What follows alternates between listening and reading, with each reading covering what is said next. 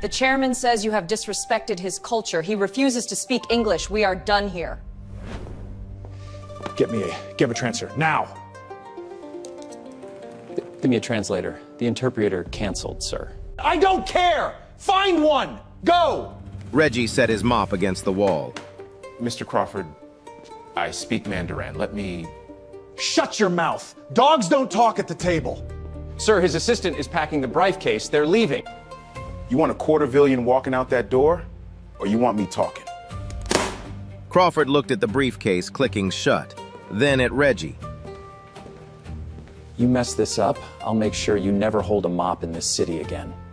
Reggie walked past every suit in that hallway and stopped in front of the most powerful man in the room. What came out of that janitor's mouth brought a billionaire to his feet. Reggie stopped 3 feet from the chairman. Every eye in that hallway locked onto him. The gray uniform, the cleaning solution still on his hands, the borrowed confidence holding him upright. He bowed his head slightly. Then he spoke. Fluent Mandarin, not broken, not rehearsed, fluent. He apologized on behalf of the company for the cultural offense. He acknowledged the chairman's position with the proper honorific, not the generic one a textbook would teach, but the specific form reserved for distinguished elders in business, the kind of detail only someone who truly understood the culture would know. The chairman's assistant froze mid-step. The briefcase stopped closing. The chairman turned around slowly. He looked at Reggie, not at the uniform, not at the mop bucket behind him. He looked at his face. Then he responded. Fast, sharp, testing.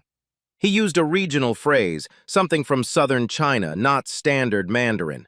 A phrase a classroom would never teach. He was checking if this man was real. Reggie caught it. He responded with the correct counterphrase. Then he smiled, just barely, and added a polite joke about Chicago weather being unkind to travelers. The chairman stared at him for 3 full seconds. Then he laughed. A real laugh. The first warm sound in that hallway all morning. Crawford watched from 10 feet away. His mouth hung open. Simmons had stopped breathing. Nobody moved. Nobody spoke.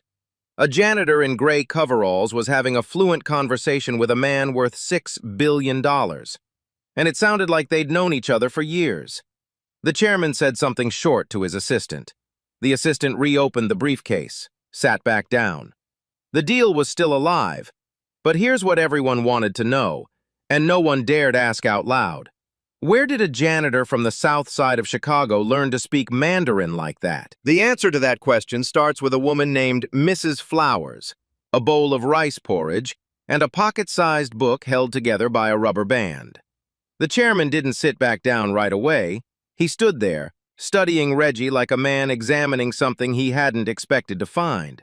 Then he spoke again, longer this time, a full paragraph of rapid Mandarin, layered with business terminology, cultural references, and a proverb about trust being earned at the door, not the desk. Reggie listened. He didn't interrupt. He didn't nod too early. He waited until the chairman finished. Then he responded, matching the formality, matching the rhythm, adding his own proverb in return. Something about bridges built from both sides lasting the longest. The chairman's eyebrows lifted. Not surprise anymore. Respect. His assistant leaned over and whispered something. The chairman waved her off. He didn't need an assistant for this conversation. He had Reggie. Crawford stepped forward. What is he saying? Reggie turned calmly. He's saying the original interpreter wouldn't have understood him anyway. His dialect is regional, Southern Chinese. Most standard translators can't keep up. And you can? I just did, sir. Crawford's jaw tightened. He didn't say thank you. He said, then get in the conference room, now. The group moved toward the atrium on the 33rd floor. Floor-to-ceiling windows. The Chicago River below, gray and cold. A long glass table set with porcelain teacups and bilingual name cards. Reggie walked in last. His sneakers squeaked against the polished floor. Every executive in the room turned to look, not at his face, but at his uniform. He didn't belong here. Everyone knew it, including him. But the chairman pulled out the chair next to his own. He gestured to Reggie, sat him down, right there, at the head of the table. Crawford's eye twitched. Simmons gripped his pen so hard it almost snapped. The chairman began speaking to Reggie directly, not through him, to him, asking about Chicago, about the building, about how long he'd worked here. Casual, warm, like two old friends catching up over tea. And Reggie answered every question without hesitation. His tones were clean, his vocabulary was sharp. He shifted between formal and conversational like a man switching lanes on an open highway. The delegation noticed. One of them leaned to another and whispered something. The other nodded. They weren't looking at Crawford anymore. They were looking at the janitor. Crawford leaned to Simmons. He's not saying what I told him to say. I know. Then what is he saying? Simmons didn't answer, because the truth was obvious. Whatever Reggie was saying, it was working. The chairman reached for his tea. He sipped it slowly. Then he set the cup down and said one sentence, short, directed at Crawford, but spoken to Reggie first, so Reggie could translate it properly. Reggie paused. Then he turned to Crawford and said, "The chairman says he came here ready to leave, but he's willing to stay, not because of the deal." He looked Crawford in the eye. "Because of me." The room went completely still. Crawford stared at Reggie, not with gratitude, not with admiration, with something colder, something calculating. He didn't see a man, he saw a tool. And that look, that exact look, would come back to haunt him before this story is over. Reginald Brooks grew up in Englewood, south side of Chicago, the kind of neighborhood where ambulance sirens were background noise and the corner store had bulletproof glass at the register. His mother worked double shifts at a hospital laundry. His father left when he was 6. No note, no phone call, just an empty closet and a silence that never really went away. Reggie was 10 the first time he carried groceries for the old woman next door. The kids on the block called her Mrs. Flowers. She was Chinese, lived alone, barely spoke English. Most people in the building avoided her. Reggie didn't. He started showing up at her door every Saturday. She'd hand him bags from the market, bok choy, rice, dried mushrooms that smelled like earth and smoke. He'd carry them to her kitchen. She'd make him sit down. That kitchen was the first quiet place Reggie ever knew. She taught him Mandarin at that table. No textbooks, no apps, just handwritten flashcards, a bowl of rice porridge, and more patience than any teacher he'd ever had. She'd correct his tones and tap the table with her finger. No, fourth tone, down, like you're angry at the word. He'd try again. She'd shake her head. He'd try again. She'd smile. Week after week, year after year. When Reggie turned 12, Mrs. Flowers gave him a small pocket-sized book, a Mandarin phrase book, worn cover, dog-eared pages, held together with a rubber band.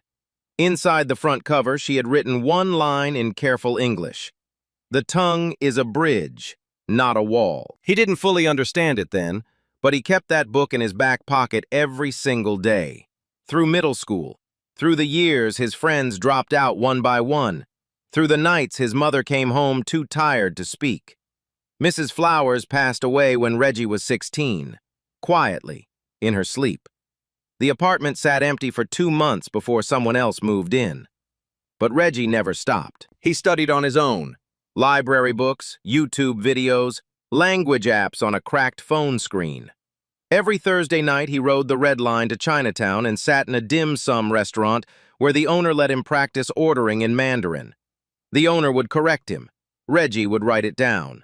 Same notebook, same rubber band. By 25, he was fluent. By 30, he'd picked up conversational French from a Haitian co-worker at a warehouse job. Then basic Portuguese from a soccer league on the west side. Nobody knew. Nobody asked. Why would they? He was the janitor. Now he was 34, single father, a 9-year-old daughter named Autumn, who was the smartest person he'd ever met. Every night before bed, he taught her a new Mandarin phrase. She'd repeat it back. He'd correct her tone, tap the nightstand with his finger, just like Mrs. Flowers used to tap that kitchen table. His dream wasn't a corner office. It was simple. Save enough to get Autumn into a magnet school with a Mandarin immersion program. Give her the thing nobody ever gave him, a door that opened from the inside. He didn't learn Mandarin for a career. He learned it because one person, just one, believed he could. And right now, back in that conference room on the 33rd floor, Crawford was pulling Simmons aside in the hallway, his voice low, his eyes hard. "Get that janitor into a suit. Now." Crawford didn't ask Reggie. He told him, "You're going back in that room. You translate what I say, word for word, nothing more, nothing less." His tone was the same as if he were telling Reggie to unclog a drain. Simmons handed Reggie a blazer, navy blue, borrowed from a junior analyst's office. It was tight across the shoulders. The sleeves stopped just short of his wrists. Reggie buttoned it over his gray uniform. The collar of his work shirt toked out at the neck. He caught his reflection in the hallway glass. Half janitor, half something else. He didn't recognize the man staring back. The atrium was set for the formal session. Porcelain tea set arranged on a marble tray. The chairman sat at the head of the glass table. His delegation flanked him on both sides. Crawford sat opposite. Simmons and two senior associates filled the remaining chairs. Reggie stood near the door. No chair for him. Crawford launched into the pitch immediately. Numbers, projections, growth models, American style, fast, aggressive. Reggie translated, but he didn't translate the way Crawford wanted. He softened the tone. He added the proper honorifics, the kind that show deference to age and position. He adjusted the phrasing so it landed the way a Chinese business partner would expect. Not weaker, not different, just respectful. The chairman uncrossed his arms. He leaned forward. He picked up his pen for the first time all morning. But before any of that, before the pitch, before the numbers, there was the tea. Crawford wanted to skip it. "We don't have time for a tea party," he muttered to Simmons. Reggie stepped forward quietly. "Mr. Crawford, you can't skip the tea." Crawford turned. "Excuse me? If you skip the tea, he'll walk. It's not a ritual to him. It's a handshake. You skip it, you're telling him his culture doesn't matter." Crawford stared. "Pour for the senior guest first," Reggie continued. "Never fill the cup all the way. When he taps two fingers on the table, that's his way of saying thank you. Don't speak during the pour." Simmons scoffed. "Since when does the janitor run protocol?" "Since your interpreter didn't show up," Reggie said. "No heat, no attitude, just fact." Crawford hesitated, then he waved his hand. "Fine, do it." Reggie poured the tea. Steady hands. Correct order. The right amount in each cup. No spills. No hesitation. The chairman watched every move. When Reggie finished, the chairman tapped two fingers on the table. Then he nodded. Not at Crawford, not at Simmons, at Reggie. That nod carried more weight than anything Crawford had said all morning. The pitch continued. Crawford talked equity splits and market access. Reggie translated, adjusting, softening, framing. The chairman's body language kept opening, arms uncrossed, pen moving, questions flowing. It was working. Then Simmons leaned to Crawford and whispered, "He's not saying what you're saying." Crawford's expression hardened. He looked at Reggie, then at the chairman, then back at Reggie. After the session, Crawford pulled Simmons into the hallway. His voice was low but sharp enough to cut glass. "After this meeting, we need to talk about him." The word him landed like a sentence. The session ended at noon. The chairman's delegation stood, shook hands with Aldridge and two senior associates, then followed their assistant toward the elevator. Not one of them shook Crawford's hand. The moment the elevator doors closed, Crawford turned on Reggie. "I told you word for word, you changed my pitch." Reggie stood still, hands at his sides. "I translated your meaning, sir. In Chinese business culture, directness reads as disrespect. If I'd gone word for word, he would have walked out before the second slide. I didn't ask for your opinion on culture. I asked you to repeat what I said. And if I had, you'd be down $250 million right now." Crawford stepped closer, close enough that Reggie could smell the coffee on his breath. "Don't forget where you were 2 hours ago, on your knees, with a rag. That's where you belong, and that's where you'll be when this is over." He turned and walked away, didn't wait for a response. Reggie stood alone in that hallway for a long time. Simmons didn't waste a minute. He went straight to Nolan Perry's office, HR, fourth door on the left. He didn't knock. "We have a problem," Simmons said. "An unvetted, unlicensed janitor is sitting in on a $250 million negotiation. No background check, no NDA, no credentials. If he says the wrong thing, if he makes one mistake, this firm takes the hit." Perry leaned back. "He seemed to handle it fine from what I saw." "That's not the point. The point is liability. What if he's making things up? What if he's mistranslating on purpose? We don't even know if he actually speaks Mandarin or if he's just..." "Just what?" Simmons paused. He knew how the next word would sound, so he changed direction. "I'm saying it's a risk, a real one, and this firm doesn't take risks with unqualified personnel." Perry said nothing for a moment, then he nodded slowly. "I'll look into it." That was enough for Simmons. Down the hall, the whisper campaign had already started. 3 junior associates stood near the copy room. One of them had taken a photo of Reggie sitting at the conference table, gray collar poking out from the borrowed blazer, cleaning solution stains still on his sleeve. The group chat message read, "Our new VP of Mops and Mandarin." Someone laughed. Someone screenshot it. Someone sent it to another floor. Reggie didn't see the photo, but he felt it. The way people looked at him when he walked past. The way conversations stopped. The way one associate stepped aside in the hallway. Not out of respect, but like Reggie was something to avoid. He pushed through the men's room door, locked it behind him, turned on the faucet. He splashed water on his face, cold, let it drip. He looked at himself in the mirror. The borrowed blazer, the gray collar underneath. The man who didn't belong. The man who just outperformed every person on the 33rd floor. Both of those things were true at the same time, and that was the part that hurt the most. For a moment, just a moment, he thought about taking off the blazer, folding it neatly, leaving it on the counter, walking back to the supply closet, putting his earbuds in, disappearing, because invisible doesn't hurt. Then he reached into his back pocket, pulled out the phrase book. The rubber band was fraying. The cover was soft from years of handling. He ran his thumb across it. He put it back, straightened the blazer, walked out. Thomas Aldridge was in the hallway. He'd been watching from a distance all morning, not interfering, not performing, just watching. He fell into step beside Reggie, casual, like they were walking to the same meeting. "The T protocol," Aldridge said. "Flawless. Where did you learn that?" Reggie didn't look up. "A woman named Mrs. Flowers." Aldridge was quiet for a moment, then he nodded. One slow nod, the kind that means more than words. He turned left toward his office. Reggie turned right toward the supply closet. 2 different directions, but for the first time that day, someone had walked beside him. 20 minutes later, Trish Holloway appeared at Aldridge's office door.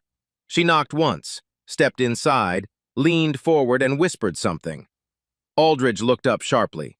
"Are you sure?" She nodded. He leaned back in his chair, folded his hands, stared out the window at the river below. Whatever she told him, it changed what happened next. The afternoon session started at 2, same room, same glass table. But the energy was different. The chairman sat straighter. His delegation had their notebooks open. This wasn't a courtesy meeting anymore. This was a negotiation. Crawford led. He opened with the equity split. 60-40. Ashford takes the majority. Standard American power play. Reggie translated it. Clean, accurate. But the moment the words left his mouth, he felt the room shift. The chairman's pen stopped moving. His assistant glanced sideways. One of the delegates closed his notebook. Small gestures, the kind most people would miss. Reggie didn't miss them. Crawford kept going. Revenue projections, market access timelines, operational control clauses. He was building momentum, talking faster, leaning forward. The chairman was doing the opposite, pulling back, arms crossing, jaw setting. Each slide made it worse. Then the chairman spoke. One sentence, low, directed at Reggie. It was a Chinese idiom, an old one, the kind that doesn't translate neatly into English, but the meaning was razor sharp. Roughly, the guest has overstayed his welcome. Reggie's stomach dropped. He knew exactly what that phrase meant in a negotiation. It meant the door was closing. Not slowly, right now. Crawford didn't notice. He was mid-sentence about quarterly benchmarks. Mr. Crawford. Crawford looked up, annoyed. I need you to stop talking, Reggie said. The room went silent. Simmons nearly choked. Two associates looked at each other. A janitor had just told the CEO to stop talking in front of a billionaire. Excuse me? Crawford's voice was ice. Reggie kept his tone steady, calm, the way you talk to someone standing near a ledge. The chairman just used an idiom that means this meeting is over. He's not going to say it directly, that's not how this works. But if you push the 60-40 split one more time, his team will stand up and they will not sit back down. I decide how to run my deal. 60-40 tells him you don't see this as a partnership. You see it as an acquisition. In his framework, that's not business. That's disrespect. Crawford's face flushed red. Every executive at the table was watching. The chairman was watching. His assistant had her hand on the briefcase again. Reggie didn't blink. Offer 50-50 with an operational advisory clause. He keeps his dignity. You keep your deal. Everybody wins. You're telling me to give up 10% because of an idiom? I'm telling you that idiom is worth $250 million. Your call. The silence lasted 5 seconds. It felt like 5 minutes. Aldridge sat in the corner. He hadn't spoken all session, but now he leaned forward. One word. Listen. Crawford looked at Aldridge, then at the briefcase, then at Reggie. Fine, he said through his teeth. 50-50. Reggie turned to the chairman. He didn't just translate the new offer, he framed it. He used a Chinese proverb about shared bridges bearing more weight than bridges built from one side. He matched the chairman's formality. He matched his tone. He spoke to him not as a translator, but as someone who understood the language underneath the language. The chairman listened, his arms uncrossed. He leaned forward. He picked up his pen, wrote something on his notepad, slid it to his assistant. She read it, nodded. The chairman looked at Reggie, not at Crawford, at Reggie. He said one sentence in Mandarin, short, final. Reggie translated it. The chairman says the terms are acceptable. Crawford exhaled like a man who'd been holding his breath underwater. Simmons stared at the table. His 8 months of preparation had just been outperformed by a janitor in a borrowed blazer who told the CEO to shut up. But here's the part nobody knew yet. The chairman's refusal to speak English at the start, it wasn't random. It wasn't pride. It was a decision. Before the formal meeting that morning, Crawford had run into the chairman's delegation in the lobby.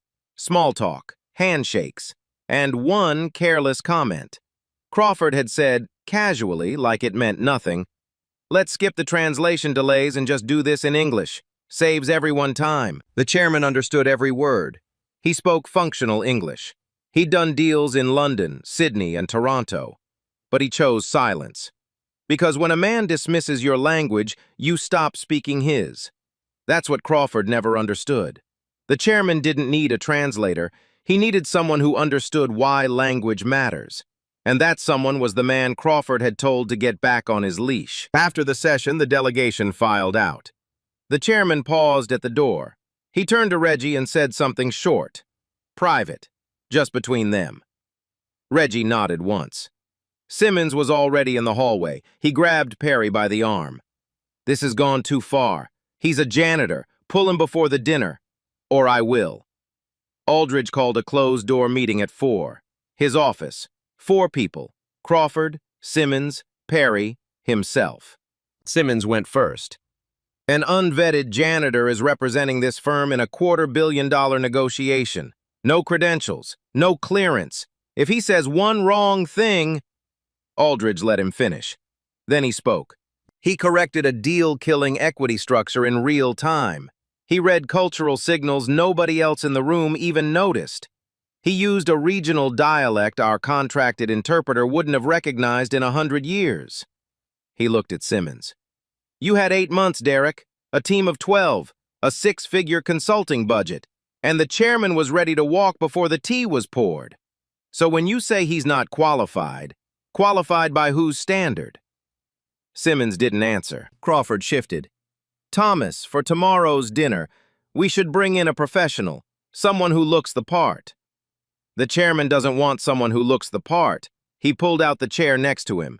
He refused to speak through anyone else. Aldridge stood. Reginald Brooks is at that dinner tomorrow. Full team member. I take personal responsibility. Crawford nodded.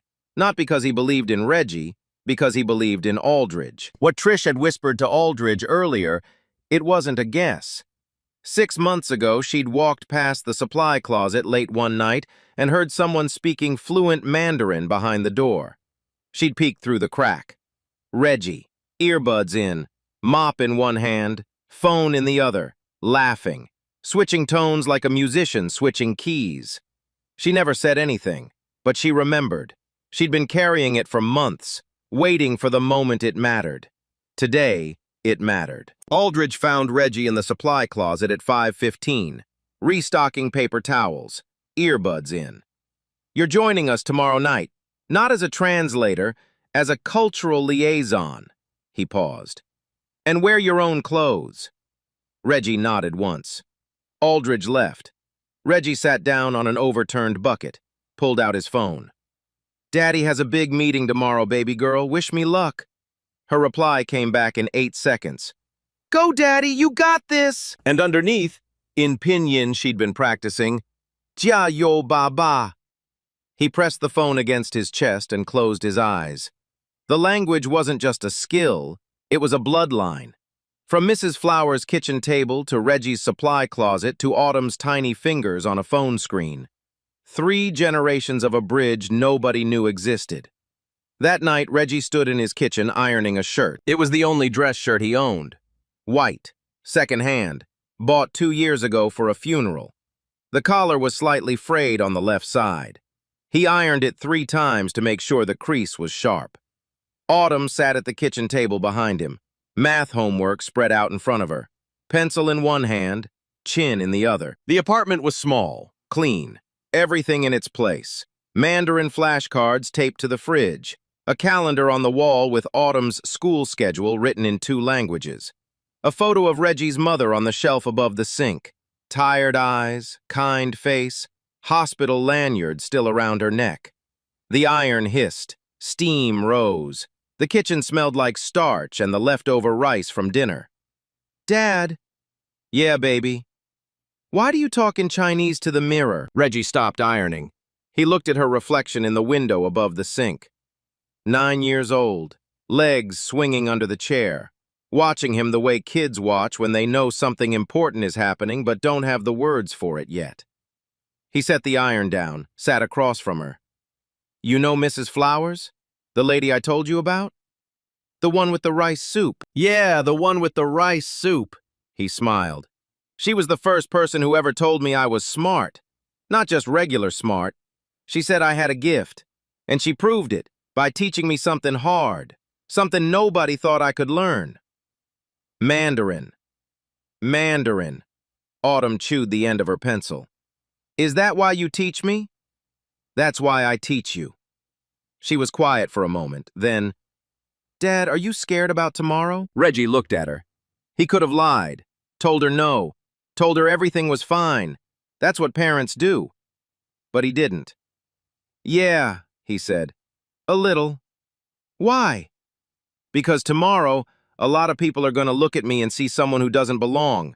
And I need to walk in there anyway. Autumn nodded, serious, like she understood more than a 9-year-old should. Mrs. Flowers would tell you to go, she said. Reggie's throat tightened. He reached across the table and squeezed her hand. Yeah, she would. He went back to ironing. Autumn went back to her homework. The apartment was quiet except for the hiss of the iron and the scratch of her pencil. 22 miles north, on the 44th floor of the Peninsula Chicago, the chairman sat alone in his suite. The city stretched out beneath him. Lake Michigan, black and endless. The skyline sharp against the winter sky. His assistant knocked, entered, briefed him on tomorrow's dinner, seating arrangements, agenda, talking points. The chairman raised his hand. She stopped. "The young man today," he said. "The one with the mop." "Reginald Brooks, sir." The chairman was quiet for a moment. He turned his teacup slowly on its saucer. "My mother was a seamstress in Guangzhou," he said. "She taught me to read by candlelight. No school would take me. No teacher believed I was worth the chair I sat in." He looked at his assistant. "That man reminded me of something I almost forgot." "What's that, sir?" "What it feels like to be the smartest person in the room and have no one know it." He picked up his tea, sipped it, set it down. "Make sure he's at that dinner, not as a translator, as my guest." Across the city, Reggie hung his shirt on the bedroom doorknob. He set his phone on the nightstand next to the phrase book. The rubber band was barely holding it together anymore. He lay down, stared at the ceiling. Tomorrow, everything changes, or nothing does. The iron was still warm in the kitchen. Autumn had fallen asleep at the table, her cheek pressed against her math homework. Reggie got up, lifted her gently, carried her to bed. He pulled the blanket to her chin. She mumbled something in her sleep. It was in Mandarin. The restaurant was on Michigan Avenue. Private dining room. Round table. No head, no hierarchy. That was the chairman's request. Reggie arrived at 7. He wore his white dress shirt. The frayed collar sat hidden beneath a dark tie he'd borrowed from a neighbor. No blazer, no costume, just himself. He looked different, not because of the clothes, because of the way he carried himself. Shoulders back, chin level, the posture of a man who had decided, sometime between last night and this morning, that he was done apologizing for being in the room. Aldridge was already seated. He nodded when Reggie walked in. A small nod, the kind between men who don't need to say much. Crawford sat across the table. He barely looked up. Then the door opened again. Derek Simmons walked in. He wasn't supposed to be here. Aldridge had specifically excluded him from the dinner list. But Simmons didn't come alone. Behind him was a woman in a charcoal suit, professional, composed, a leather portfolio under her arm. "I've arranged a certified Mandarin interpreter," Simmons announced, loud enough for the whole table. "Credentialed, vetted, so we can handle this properly." He didn't look at Reggie when he said it. He didn't have to. The woman sat down at the far end of the table. She opened her portfolio, straightened her pen. The chairman's delegation entered a moment later. 4 men, 1 woman. The chairman last. He scanned the room, saw Reggie, saw the new woman. His expression didn't change, but he sat next to Reggie, not next to her. Then he did something nobody expected. He started speaking, not in standard Mandarin, in a dialect, a Cantonese Mandarin blend, the kind spoken in certain business circles in Guangdong province. Faster than standard, rougher, layered with regional idioms that don't appear in any textbook. The professional interpreter leaned forward. She caught the first sentence, paused on the second. By the third, her pen had stopped moving. She looked up. "I'm sorry, could you repeat that? I'm not catching the..." The chairman didn't repeat it. He kept going, faster now. The interpreter's face flushed. She caught fragments, maybe 60%. Her translation came out choppy, broken. She missed an idiom about patience. She mistranslated a reference to long-term trust as financial security. She dropped an entire clause about legacy. The chairman's expression went flat, the same expression he'd had that morning in the lobby, the one that meant the door was closing. Simmons shifted in his seat. Crawford gripped his water glass. Then Reggie leaned forward. He spoke, the same dialect, the same rhythm. Not perfect, but close, close enough. He caught the idiom the interpreter missed. He translated the clause about legacy. And then he did something that made the chairman stop mid-sentence. Reggie used a regional proverb, an old one, from Guangdong, about gold hidden in mud, how the deepest rivers carry the richest soil, but only those who dig will find it. Mrs. Flowers used to say it when Reggie got frustrated with his tones. "You're the mud," she'd tell him, tapping his forehead. "The gold is in here. Keep digging." The chairman stared at Reggie. 3 seconds. 4. "Where did you learn that?" he asked, in Mandarin. "A woman from Guangdong," Reggie said. She lived next door. The chairman's eyes changed. Not surprise, recognition. The kind that only happens when one person sees their own story in someone else's face. Then, for the first time in the entire story, the chairman smiled. He turned to Crawford, and he spoke in English, deliberately, clearly, every word chosen like a knife laid gently on the table. "This is who I negotiate with." The professional interpreter quietly closed her notebook. Simmons stared at the tablecloth. The dinner continued. The main course arrived. The conversation shifted to the critical sticking point: environmental compliance standards for the chairman's factories. Crawford pushed hard. American EPA standards, full compliance, year 1. The chairman pushed back. His factories met Chinese regulatory standards. Different framework, not lower, different. He wasn't going to let an American CEO tell him his own country's standards weren't good enough. The temperature in the room dropped 10 degrees. Crawford leaned in. "This is non-negotiable. Our investors won't accept anything less than EPA." The chairman's response was 2 words: cold, final. Reggie didn't translate them, because they didn't need translation. Everyone felt what those 2 words meant. The deal was dying. Again. Reggie sat still. He looked at Crawford. He looked at the chairman. He felt the weight of the room pressing down. Every suit, every expectation, every assumption about who he was and what he was allowed to say. Then he spoke, in Mandarin, directly to the chairman. He didn't translate Crawford's demand. He proposed something new: a phased compliance framework. Year 1, meet Chinese regulatory standards. Year 2, hybrid benchmarks blending both systems. Year 3, full alignment with international standards. He didn't frame it as a compromise. He framed it as evolution. He used a Chinese business concept, progressive harmony, the idea that great things are built in stages, not forced in a single stroke. The chairman listened. His jaw relaxed. His pen came back to the table. "This is acceptable," he said. Crawford blinked. He had no idea what Reggie had just said, but the deal was breathing again, so he nodded. Aldridge, sitting across the table, raised his water glass an inch off the tablecloth. A silent toast. Reggie caught it. Nobody else did.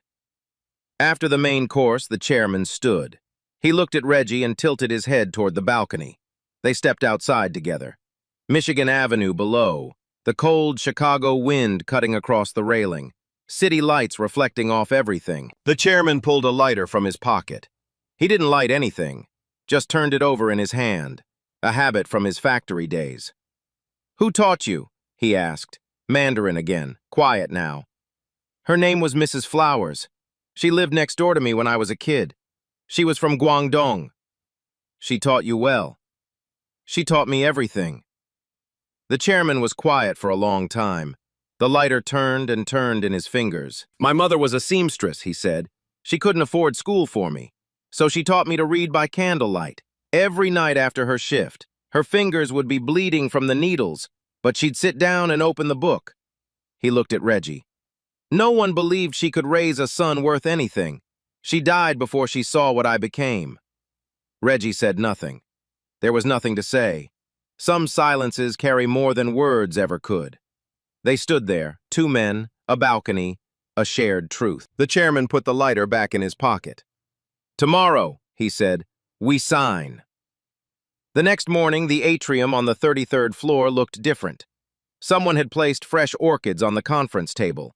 The porcelain tea set from the first day had been replaced with a finer one, hand-painted, brought by the chairman's delegation.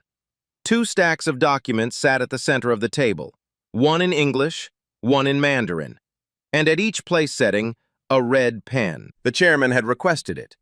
In Chinese business tradition, signing in red ink symbolizes prosperity, good fortune, and mutual respect. It's not a formality, it's a statement. Crawford hadn't prepared for it, but Reggie had. The night before, after the balcony conversation, Reggie had called Trish. "There's going to be a dual signing tomorrow. Red ink, 2 pens per party. Make sure they're on the table before anyone sits down. Trish didn't ask how he knew. She just said, "Done." Now the pens sat there, red, polished, lined up perfectly beside each document. The chairman noticed the moment he walked in. He looked at the pens. Then he looked around the room. His eyes found Reggie, standing near the window in his white dress shirt and borrowed tie. He nodded. Not a small nod this time, a slow one. The kind that says, "You understand." Simmons was not in the room. Aldridge had reassigned him that morning. No explanation, no argument, just a one-line email. "Derek, your presence is not required at today's session. We'll debrief Monday." Simmons read it at his desk. He didn't reply.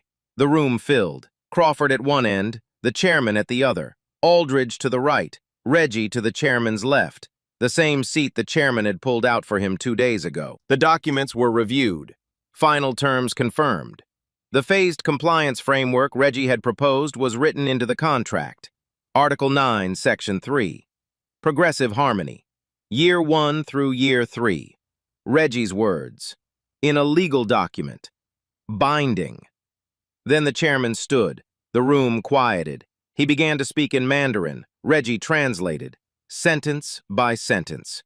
The chairman talked about partnership, about patience, about the difference between a transaction and a relationship. Then, mid-sentence, the chairman stopped speaking Mandarin. He switched to English. The room went still. Crawford sat up. Simmons' empty chair seemed louder than anything in the room. The chairman spoke slowly, each word deliberate, chosen. In my country, we have a saying, "A dragon can be born in any river." He looked around the table, then at Crawford. 2 days ago, I almost walked away from this deal. Not because of the numbers, not because of the terms. He paused. Because of disrespect. Crawford's jaw tightened. He didn't move. I have been in business for 40 years, the chairman continued. I have negotiated with presidents, with prime ministers, with men who run countries. He turned to Reggie. Mr. Brooks, you are the finest cultural ambassador I have ever encountered. The room didn't breathe. Not because of your language, not because of your skill, because you understood something that no one else in this room did. He paused. You understood that business is not about power. It is about respect. And respect doesn't come from a title. It comes from how you treat the person standing in front of you. Reggie sat still. His hands were in his lap. His jaw was tight. Not from anger this time, from something else. Something he'd been holding back for 2 days. Then the chairman reached into his jacket pocket. He pulled out a small book, worn cover, dog-eared pages, held together with a rubber band. Reggie's phrase book. He had lent it to the chairman on the balcony the night before. The chairman had asked to see it, turned it over in his hands, studied the cover, asked about the rubber band. Reggie had given it to him without hesitation. Now the chairman opened it. First page. He read the inscription aloud. The tongue is a bridge, not a wall. His voice was steady, but his hand, just barely, wasn't. He looked up at the room. This was written by a woman who never ran a company, never signed a contract, never sat in a room like this. He closed the book gently. But she understood more about human connection than most people I've met in 4 decades of business. He turned the book over, opened the back cover. There, beneath Mrs. Flower's original inscription, was a second line, written in black ink, in Mandarin, in the chairman's own handwriting. He read it aloud. First in Mandarin, then in English. And today, the bridge held. He handed the phrasebook back to Reggie. Reggie took it, both hands. He looked at the 2 inscriptions, one in English, one in Mandarin.